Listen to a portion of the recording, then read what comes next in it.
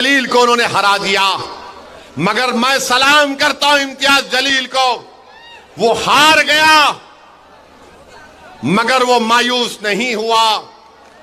महाराष्ट्र की तारीख में कोई एमपी का इलेक्शन हारने के बाद भी जब नामूस रिसालत का मसला आया तो इम्तियाज जलील ने कहा कि सब्ज गुंबद के मकी की गुलामी का हक अदा करने के लिए एमपी बनना जरूरी नहीं है, गुलामी का हक अदा करना पड़ेगा, मैं गुलामी का हक अदा करूंगा।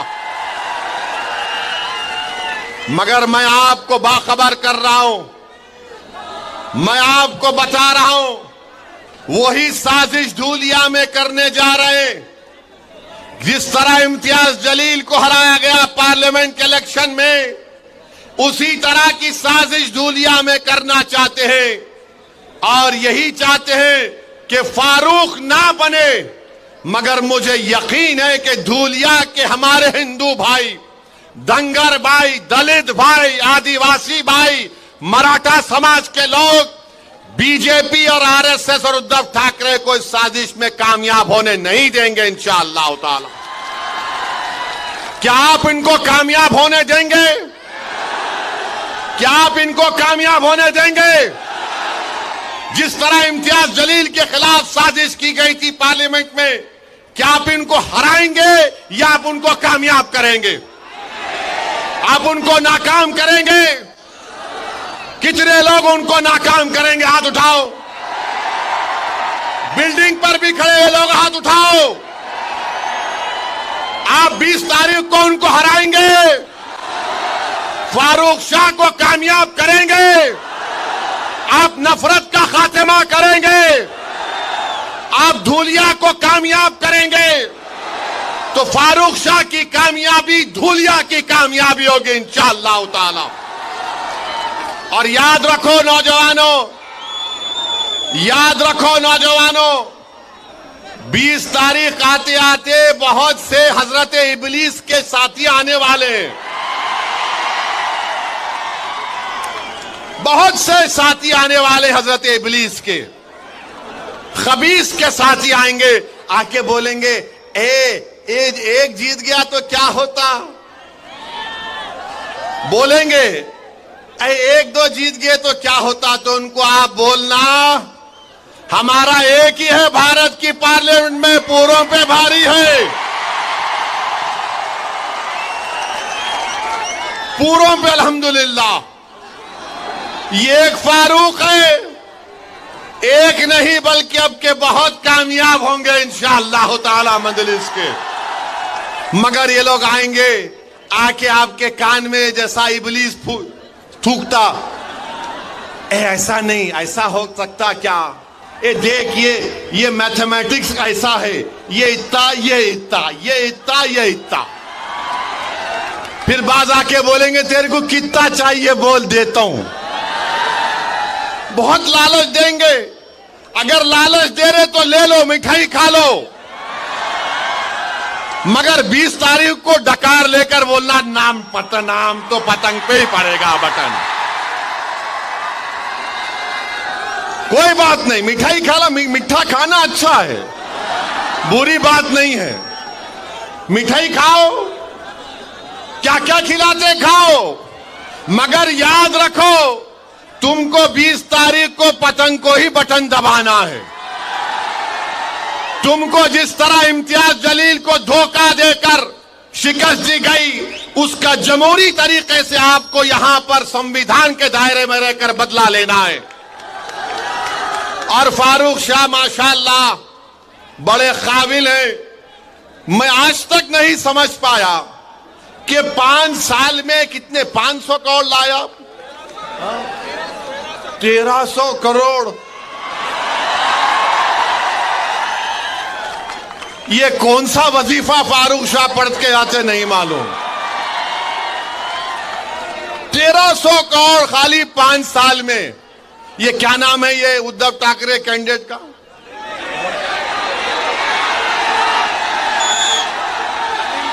हाँ, अरे गोटे साहब, ये तीन बार कहेंगे। तुम 3 बार के आमदार हो, तुम 13 करोड़ का काम नहीं करा है यहां पर। 3 बार का आमदार है, 13 करोड़ के काम नहीं करा है धुलिया के विकास के लिए। फारूक शाह 5 साल में 1300 करोड़ करा दिए। अब बीजेपी के उम्मीदवार है, अब उन्होंने तो खाली गाली दे रहे मेरे को, ये ऐसा वो ऐसा, वक्फ का हम वो ले लेंगे, हम मस्जिद ले लेंगे, हम कब्रिस्तान ले लेंगे, हम खानका ले लेंगे, हम फुला ले लेंगे। अरे भाई साहब, आप क्या क्या लेना चाहते, क्या क्या लेना चाहते आप? याद रखो, हम भी ले सकते, तुम्हारी याद रखो। आओ 20 तारीख को हम लेंगे, क्या लेंगे वो तुमको मालूम। 20 तारीख को हम लेंगे, क्या लेंगे? धुलिया की सीट फारूक शाह के लिए लेंगे इंशाअल्लाह ताला। अरे कोई बात है, मैं बीजेपी का हूं, मैं ये ले लूंगा, मैं वो ले लूंगा। अरे आप क्या बादशाह सलामत है, उंगली रखते कि मेरी हो जाती। अब वक्फ बिल का बोल रहे हम मस्जिद ले लेंगे। मेरे को पार्लियामेंट में बीजेपी के एमपी मिले गलती से, वक्फ बिल के बारे में मेरे को बोले ए ओवैसी। मैंने पूछा बोलो प्यारे, बोले ये क्या तुम वक्फ बिल के बारे में इतना बोलते? अरे यार, तुम जाके खेत में नमाज पढ़ते, वो तुम्हारी वक्फ हो जाती। तुम बैठ के कुरान पढ़ते, वो जगह तुम्हारी वक्फ हो जाती। मैंने बोला तुमको गलत है, तीसरा भी एक है। बोले क्या? मैं पार्लियामेंट में भी कभी कभी नमाज पढ़ जाता तो मेरी हो जाती क्या? कोई बात है? कोई बात है बोलो आप। भाई उर्दू की एक कहावत है, दखनी कहावत है कि मामू की दुकान पे नाना की फातिहा बोलते ना। अरे जब तक मेरी प्रॉपर्टी नहीं रही मैं वक्फ कैसे करूंगा? मगर मोदी जी एक फैला दिए, बोले वक्फ करो, सब करो, सब। नहीं नहीं, भारत सरकार में इंडियन आर्मी के बाद सबसे ज्यादा जायदादें वक्फ बोर्ड के पास है। मोदी जी आप एक काम करना मेरा, और ये जो बीजेपी का कैंडिडेट है उसको भी बोल रहा हूं मैं, मुंबई में एक बहुत दुनिया के अमीर तरीन आदमी का बहुत लंबा घर है, बहुत बड़ा घर है ना, वो वक्फ का दिला दो ना हमको। कोई नहीं बोलेंगे, नहीं नहीं उसके बारे में नहीं बोले। अरे क्यों नहीं बोलते? वो यतीम खाने के ऊपर, जो दुनिया का अमीर तरीन आदमी है, यतीम खाने के ऊपर अपना घर बना लिया। मोदी जी आप यतीम खाने के घर में, उस शख्स के घर में शादी की मुबारकबाद देने गए। मोदी जी क्या आपको तकलीफ नहीं हुई? यतीमों के जगह पर जिसने अपना घर बना लिया आप वहां पर चले गए। जो यतीम खाना था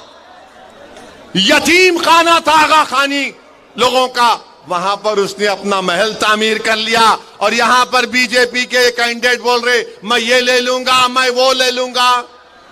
अरे बाबू तू क्या क्या लेगा बता दे।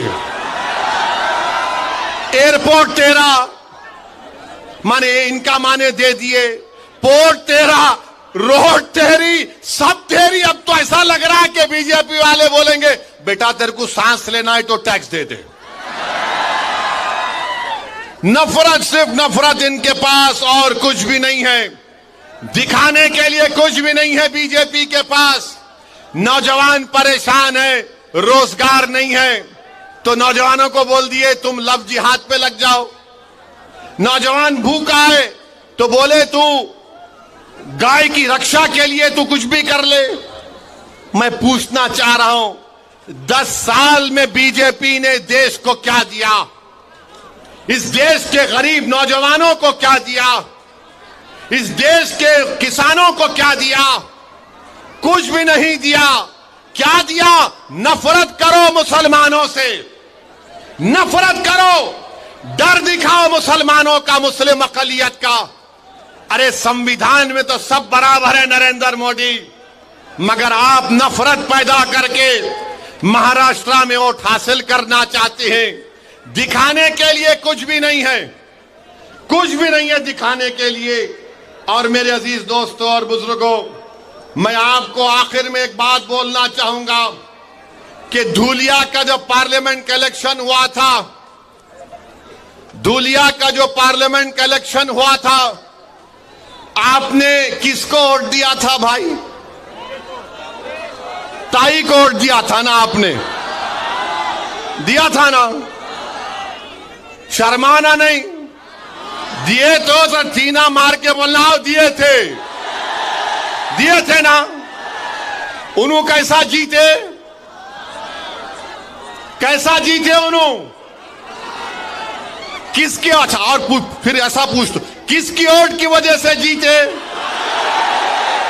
किसकी वोट की वजह से जीते? अरे नाम लेके बोलो, किसके वोट की वजह जीते? अब आप क्या करेंगे ये विधानसभा के चुनाव में? किसको वोट देंगे? किसको वोट देंगे? क्या किसको वोट देंगे? कौन से निशान पे बटन दबाएंगे? कौन से निशान पे बटन दबाएंगे? डरेंगे तो नहीं, हिम्मत तो नहीं हारेंगे, कहीं मोदी से नहीं डरेंगे, कहीं डर जाएंगे तो नहीं ठाकरे से? किससे डरेंगे फिर? किससे डरोगे? हिम्मत बुलंद रखोगे? 20 तारीख को बटन दबेगा पतंग पर, बटन दबेगा पतंग पर। अभी आधी बात बोला, 17 को फिर आ रहा हूं तंग करने इसको। अभी खत्म नहीं हुआ। हाँ, इनको बोलूं, उनका बेटा बोल रहा फारूक शाह को बाजू खड़ा करो। इन्हों बहुत ज्यादा ही खड़े हो गए। इन्हों 5 साल में इतना काम कराए कि वो बेचारे दोनों उद्धव ठाकरे का और बीजेपी का सोच रहे अब क्या जवाब देंगे। मगर मेरे भाई, आपसे मेरी गुजारिश है, मां और बहनों से गुजारिश है कि अगर आप अपना एक एक वोट का सही इस्तेमाल करेंगे तो धूलिया की कामयाबी होगी। ये फारूक शाह की कामयाबी नहीं, धूलिया की कामयाबी के लिए, धूलिया के अमन को मजबूत करने के लिए, धूलिया के भाईचारगी को मजबूत करने के लिए मेरी आप तमाम से अपील है कि फारूक शाह को आप अपना आमदार दोबारा बनाइए। आप बनाएंगे ना इंशाअल्लाह ताला? इस शेर को कामयाब करिए आप। मैं आपको बता रहा हूं, महाराष्ट्र में कोई हुकूमत नहीं बनाएगा जब तक फारूक शाह उसका साथ नहीं देगा। इंशाअल्लाह ताला कोई हुकूमत नहीं बनाएगा। आप अब की बार और ज्यादा काम धूलिया में होगा। इंशाअल्लाह 17 तारीख को आपसे मुलाकात होगी। मेरे साथ नारा लगाइए, 20 तारीख के दिन पतंग को वोट दो, पतंग को, पतंग को, पतंग को, पतंग को। धूलिया जिंदाबाद, धूलिया जिंदाबाद, नफरत मुर्दाबाद, मोहब्बत जिंदाबाद। जोर से बोलो, मोहब्बत जिंदाबाद।